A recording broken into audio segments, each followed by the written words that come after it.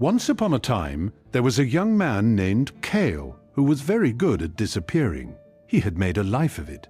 In the village of Deurne, wedged between two hills so unremarkable that cartographers regularly forgot to draw them, Cale was the sort of person who sat at the end of the tavern bench and refilled his cup before anyone thought to ask him a question. He was not unhappy, or so he told himself each morning while hauling nets from the river. The work was cold, and it smelled of silt and dead scales, and his back ached in a way that had become so familiar it felt like a companion. But it was safe. The river did not ask anything of him. The nets did not look at him with expectation.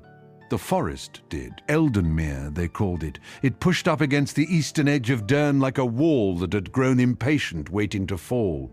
The trees were old, not picturesque old, not the kind poets described as wise and silver, but rotted old, bark-split old, the kind of old that smelled of wet bark and old graves when the wind came through.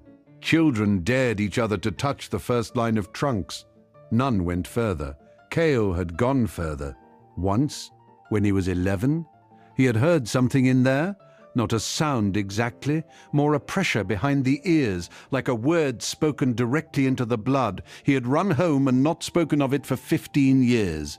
But the forest had not forgotten him. It started again in his 26th year, on the morning the first snow came too early and killed the last of the autumn fish.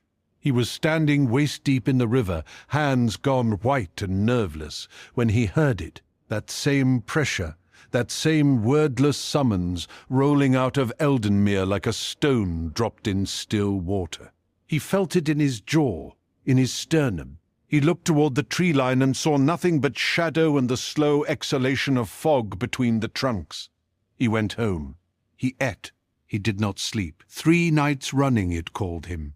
Each time louder, if louder was even the right word for something that made no sound. On the 4th night, he sat up in the dark of his room with the smell of wood smoke coming through the gaps in the shutters and pressed his palms flat against the rough wool of his blanket and made a decision.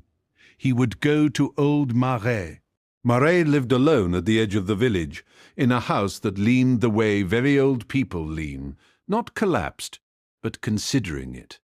She had been ancient for as long as anyone could remember, which in Deurne was not long, because no one in Deurne made a practice of remembering difficult things. She opened the door before he knocked.